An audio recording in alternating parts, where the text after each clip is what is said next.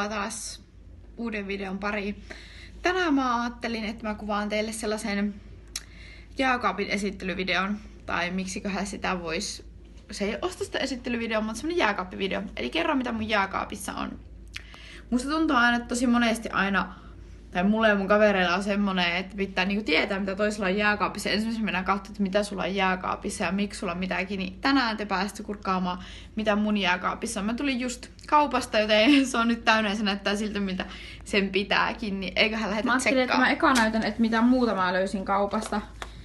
Elikkä mulla on aina tässä tällaiset purkit, jossa on kaurahiutaleita, riisiä ja tossa on pähkinää. Niin pähkinäpussia vähän pähkinätäyttöä. Sitten riisikulhoon jasminriisiä ja kaurahiutalepurkkiin Nalle pikakaurahiutaleita tulee nopeasti.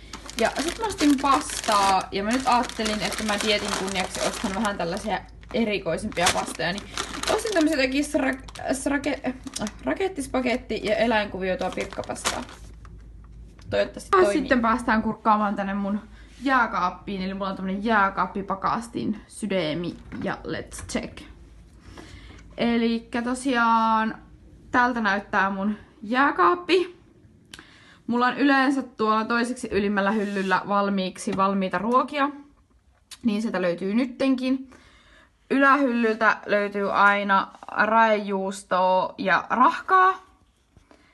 Ja rahkana mä käytän ihan perus, tää on nyt tällaista kunnon jankkimaito-rahkaa tuolta Lidlistä. Ja sit mä vähän sekoitan siihen tällaista Lidlin skyrrirahkaa, että se ei ole niin tällaista jankkia. Ja sit ihan perus raejuustoa.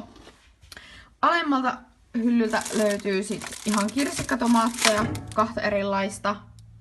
Tuollakin näemme vielä joku vanha paketti. Ja sit mun kaikkeuden huippu alalaatikko vihannes-kasvisosasto. Täältä löytyy avokaadeja, punasipulia, normisipulia ja sit mä ostin pottia, että mä voisin tehdä vähän lohkoperunoita. Lidlissä oli parsakaali alennuksessa, niin sitä. Sitten kesäkurpitsaa, sieniä, vähän salaattia ja kurkkua. Sitten mitä löytyy täältä, mun ainut pahe dietillä on Pepsi Maxi, joten Pepe Makea. Vähän nokkoa, jos joskus tuntuu, että ei lähde päivä käyntiin, niin sit on nokkoa.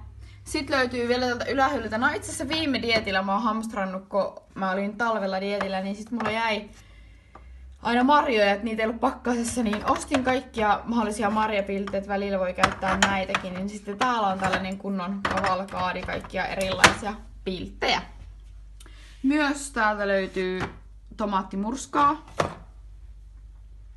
sokeroimatonta mehukeittoa vapaasti, joten kaikkia makuja pitää olla. Sitten täällä on jäänyt kesältä jotain appelsiinimehua tai tuosta tiivistettä, sokeroimatonta ketsuppia ja vielä vähän enemmän sinappia. Ja sitten täältä löytyy vielä soijalesetiini, jota mä pistän puuron sekkaan aina, niin sekin löytyy sitten tuolla. Tämmönen oli meikäläisen jääkaappi esittelyvideo. Se on nyt semmonen aika perus, mitä sieltä yleensä aina löytyy. Joskus voi olla sit vähän enemmän valmiita ruokia tai jotain muuta, mutta nyt kun on vapaalla, niin ei oo sit tarvinnut tehdä niin hirveästi tonne etukäteen ruokaa. Pakkasesta multa sit löytyy oikeastaan vaan peruspakastevihanneksia ja marjoja. Elikkä niillä mennään. Eli tosi tällaista perustavaraa, että aina siellä pitää olla jotakin, koska mä käyn aina yleensä kerran viikkoon ostaa sen täyteen, koska sit mä oon mukaan niin kiireinen, että mä en ehdi, niin mulla pitää olla aina paljon sitä tavaraa, ja sit kun mä näen, että joku loppuu, niin sit mä käyn sinne aina täyteostokset ostamassa. Mutta ei muuta kuin palataan seuraavissa videoissa. Kiitti kun katsoit, heipuu!